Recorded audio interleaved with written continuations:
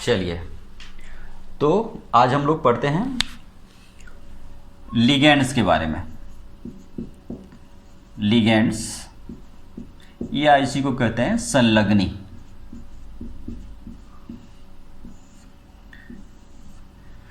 Ligands या संलग्नी। तो पिछले क्लास में हमने जाना है कि उपसहसंयोजी यौगिक जो होता है, ये उपसहसंयोजी यौगिक दो चीज़ों से बना हुआ होता है। एक होता है केंद्रीय धातु परमाणु और दूसरा होता है ऋणावेशित आयन। ऋणावेशित आयन या फिर उदासीन आयन। तो ये जो ऋणावेशित आयन होता है या फिर उदासीन आयन होता है, यही कहलाता है लिगेंड या संलग्नी। तो ये लिगेंड या संलग्नी होता क्या चीज़ है? ऐसे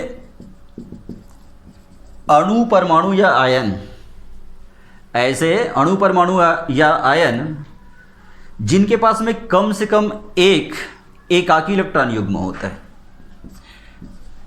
कम से कम एक एकाकी इलेक्ट्रॉन युग्म होता है और इस एकाकी इलेक्ट्रॉन युग्म को वो केंद्रीय धातु परमाणु या आयन को देता है।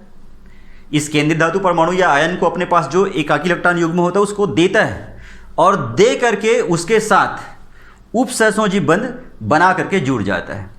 तो उस उपसहसंयोजी बंध जो बना, उस बंध से बनने वाला जो यौगिक होगा वो उपसहसंयोजी यौगिक कहलाएगा। तो इस प्रकार से हम कह सकते हैं कि जो लिगेंड होता है या संलग्नी होता है, ये ऐसे अणु परमाणु या आयन होते हैं जिनके पास में कम से कम एक एकाकी इलेक्ट्रॉन युग्म होता है, इलेक्ट्रॉन का जोड़ा होता है, इलेक्ट्रॉन का पेयर होता है और इस इलेक्ट्रॉन पेयर को, इस इलेक्ट्रॉन जोड़ा को ये केंद्रीय धातु परमाणु या आयन को देते हैं और उनके साथ में जुड़ करके फिर उपसहसंयोजी बंध बनाते हैं और उपसहसंयोजी बंध बनने से ये यौगिक बनता है उपसहसंयोजी यौगिक। तो ये जो लिगेंड जो होते हैं, ये जो संलग्नी होता है, ये लिगेंड या जो संलग्नी होते हैं, ये तीन प्रकार के होते हैं। इनके पास जो इलेक्ट्रॉन युग्म होता है, इलेक्ट्रॉन युग्मों की संख्या के आधार पर प्रकार देखिए। तो इनके पास जो इलेक्ट्रॉन युग्म होते हैं, उस इलेक्ट्रॉन युग्मों की संख्या के आधार पर ये जो लिगेंड होते हैं, संलग्नी जो होते हैं, वो तीन प्रकार के होते हैं। पहला, एक दंतुर लिगेंड, मोनोडेंटेड लिगेंड्स। दूसरा द्विदंतुर लिगेंड, बाइडेंटेड लिगेंड्स। और तीसरा बहुदंतुर लिगेंड्स। लिगेंड के जो प्रकार मैं आपको बता रहा था, प्रकार जो है तीन प्रकार का होता है। एक होता है एक दंतुर लिगेंड, दूसरा होता है द्विदंतुर लिगेंड और तीसरा होता है बहुदंतुर लिगेंड। तो ये एक दंतुर लिगेंड क्या होता है? एक ऐसा लिगेंड होता है जिसके पास में केवल एक जोड़ा इलेक्ट्रॉन युग्म होगा। एक जोड़ा इलेक्ट्रॉन युग्म होगा, उसके पास केवल एक ही एकाकी इलेक्ट्रॉन युग्म होता है जिसे वो केंद्रीय धातु परमाणु को देता है और उसके साथ में उपसहसंयोजी बंध का निर्माण करता है। जैसे उदाहरण के लिए Cl- साइनो, नाइट्रो, क्लोरो, ये सब एक दंतुर लिगेंड है। इनके पास में केवल एक जोड़ा इलेक्ट्रॉन युग्म होता है। इसी प्रकार से द्विदंतुर लिगेंड, बाइडेंटेड होते हैं। इनके पास में दो एकाकी इलेक्ट्रॉन युग्म होगा। जो इलेक्ट्रॉन युग्मों की जो संख्या होती है इनके पास में दो होती है। दो एकाकी इलेक्ट्रॉन युग्म जिनके पास में होते हैं वो द्विदंतुर लिगेंड कहलाते हैं। जैसे उदाहरण के लिए NH2, CH2, CH2, NH2, इनके पास में दो एकाकी इलेक्ट्रॉन युग्म होता है। या फिर COOH या COO, ये ऑक्सलेटो कहलाता है। ये ऑक्सलेटो है, ये NH2 CH2 CH2 NH2, ये एमीन है, एथिलीन डाई एमीन है, इसका नाम होता है एथिलीन डाई एमीन, ये होता है ऑक्सलेटो। और इसी प्रकार से होता है बहुधंतुर लिगेंड। बहुधंतुर लिगेंड्स ऐसे लिगेंड्स होते हैं जिनके पास में 2 से अधिक इलेक्ट्रॉन युग्म होते हैं। 2 से अधिक कितना भी हो सकता है, 3 हो सकता है, 4 हो सकता है, 5 हो सकता है, कितने भी हो सकते हैं। जिनके पास में 2 से अधिक इलेक्ट्रॉन युग्म होंगे वो बहुधंतुर लिगेंड्स कहलाएंगे। जैसे उदाहरण के लिए CH2 twice N CH2COO CH2COO N CH2COO CH2COO। यहाँ पे ये बहुधंतुर लिगेंड है, इनके पास में 6 एकाकी इलेक्ट्रॉन युग्म होता है, 1 2 3 4 5 6। तो ये 6 एकाकी इलेक्ट्रॉन युग्म है, इसका नाम है एथिलीन डाईएमीन टेट्रा एसीटेट, जिसको हम लोग शॉर्ट फॉर्म में EDTA कहते हैं। इतना बड़ा ना कह के इसको EDTA लिखेंगे सूत्र को। तो ये हुआ प्रकार, हुआ इसका लिगेंड के प्रकार हुआ, जिसमें हमने 3 प्रकार देखे। ये इनके पास उपस्थित होने वाले इलेक्ट्रॉन युग्मों की संख्या के आधार पे था।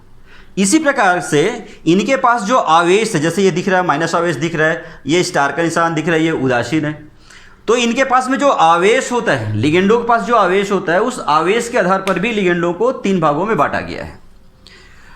जैसे पहला हो गया धनात्मक लिगेंड, दूसरा हो गया ऋणात्मक लिगेंड और तीसरा हो गया उदासीन लिगेंड। ये ऐसा लिगेंड जो है वो, इनमें जो आवेश होता है, इनके पास जो आवेश रहता है, उन आवेशों के आधार पर भी लिगेंड जो होते हैं उसको 3 प्रकार से बांटा गया है।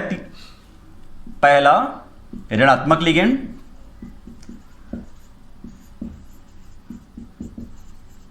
जिनके पास में ऋण आवेशित होगा, जैसा भी एग्जांपल दिया था मैंने, साइनो, नाइट्रो, हाइड्रोक्सो, ये सब ऋणात्मक लिगेंड है, सबके पास में ऋण आवेशित है ये। इसी प्रकार से धनात्मक लिगेंड होते हैं। धनात्मक लिगेंड, इनके पास में धनावेश रहेगा।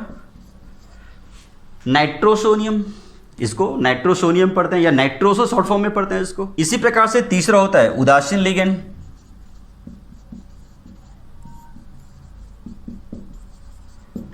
उदासीन लिगेंड जो होते हैं, इनके पास में कोई आवेश नहीं होता, न तो धन आवेशित होते हैं न तो ऋण आवेशित होते हैं। जैसे उदाहरण के लिए हो गया H2O, ये इसको एक्वो कहते हैं,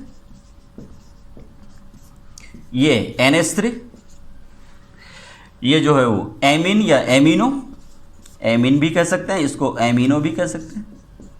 इसी प्रकार से और भी बहुत सारे ऋणात्मक, धनात्मक और उदासीन लिगेंड है। उनको आप जब तक पूरे नाम और उनके साथ में जो ये संयोजकता जो आपको दिख रही है, कौन सा धनात्मक है तो कितनी धनात्मक है, ऋणात्मक है तो कितनी ऋणात्मक है, कौन एक दंतुर है, कौन द्विदंतुर में आते हैं, उदासीन लिगेंड आते हैं, ये सब आपको याद रहना चाहिए। इसके बाद ही आप इसका आयुपेशी नाम कर सकते हैं। तो ये था लिगेंड्स, मैंने आज अभी बताया आप लोगों को। अब देखते हैं हम लोग केंद्रीय धातु परमाणु। केंद्रीय धातु परमाणु या आयन। तो जैसे कि अभी मैं बता रहा था आप लोगों को कि उपसंयोजी यौगिक जो है उसको बनाने के लिए 2 चीज़ों की आवश्यकता होती है। एक होता है केंद्रीय धातु परमाणु या आयन, और दूसरा होता है लिगेंड। तो अभी हमने लिगेंड की जानकारी लिया, अब हम लोग जानकारी लेते हैं केंद्रीय धातु परमाणु या आयन क्या होता है। तो ऐसे परमाणु जो लिगेंडों के साथ जुड़ करके उपसंयोजी बंध का निर्माण करता है, जो लिगेंडों से एकाकी इलेक्ट्रॉन युग्म ग्रहण करता है और इलेक्ट्रॉन युग्म ग्रहण करके उनके साथ उपसंयोजी बंध बनाता है, ऐसे ही परमाणुओं को हम लोग केंद्रीय धातु परमाणु या केंद्रीय धातु आयन कहते हैं। ये जो केंद्रीय धातु परमाणु होते हैं या आयन होते हैं, ये सब संक्रमण तत्व होते हैं, डी ब्लॉक के तत्व होते हैं। संक्रमण तत्व डी ब्लॉक के तत्व होते हैं। संक्रमण तत्वों में उपसहसंयोजी यौगिक बनाने की जो प्रवृत्ति होती है, इसलिए सभी जो संक्रमण तत्व होते हैं वो सब के सब केंद्रीय धातु परमाणु या आयन के रूप में हमको दिखाई देते हैं। जैसे उदाहरण के लिए हम लोग करते हैं K4FeCN6 में लेते हैं, तो इसमें Cn जो है वो लिगेंड है, ये लिगेंड हुआ, और ये Fe जो है इसमें जो दिख रहा है ये केंद्रीय धातु परमाणु हुआ, ये केंद्रीय धातु परमाणु है। तो ये केंद्रीय धातु परमाणु ये लिगेंड के साथ में यहाँ पे जुड़ा हुआ है उपसहसंयोजी बंध के द्वारा। तो ये जो यौगिक बना ये कहलाएगा उपसहसंयोजी यौगिक कहलाएगा। तो इस प्रकार से हम लोग यहाँ पर उपसहसंयोजी यौगिक जो होता है उसका परिभाषा कर सकते हैं, उसको परिभाषित कर सकते हैं कि उपसहसंयोजी यौगिक जो होते हैं, या जो या फिर बताया था मैंने आप लोगों को संकुल बताया था, ये संकुल भी कहते हैं इसको, या फिर इसको जटिल आयन भी कहते हैं। ये क्या होते हैं? तो जब केंद्रीय धातु परमाणु या आयन लिगेंड या संलग्नी के साथ जुड़ करके उपसहसंयोजी बंध बनाता है, और उस उपसहसंयोजी बंध के फलस्वरूप में जो भी यौगिक का निर्माण होता है वो यौगिक कहलाता है उपसहसंयोजी यौगिक, संकुल यौगिक या फिर जटिल आयन। इनको हम लोग हमेशा बड़ी कोष्टक के अंदर में इसके सूत्रों को प्रदर्शित करते हैं। इसमें जो ये बड़ा कोष्टक जो दिख रहा है आप लोगों को, इसके अंदर का जो क्षेत्र होता है ये क्षेत्र जो है वो उपसहसंयोजन क्षेत्र या मंडल कहलाता है। उपसहसंयोजन क्षेत्र या मंडल कहलाता है। और इस मंडल में, मंडल के अंदर, उपसहसंयोजन क्षेत्र के अंदर केंद्रीय धातु परमाणु जो है जितने लिगेंडों के साथ में जुड़ा होता है वो लिगेंडों की संख्या उस केंद्रीय धातु परमाणु जो होता है उसका उपसहसंयोजन संख्या कहलाता है। उपसहसंयोजन संख्या कहलाता है। तो इस प्रकार से हमने जाना कि उपसहसंयोजी यौगिक का निर्माण कैसे होता है, इसमें केंद्रीय धातु परमाणु क्या होता है, लिगेंड क्या होता है।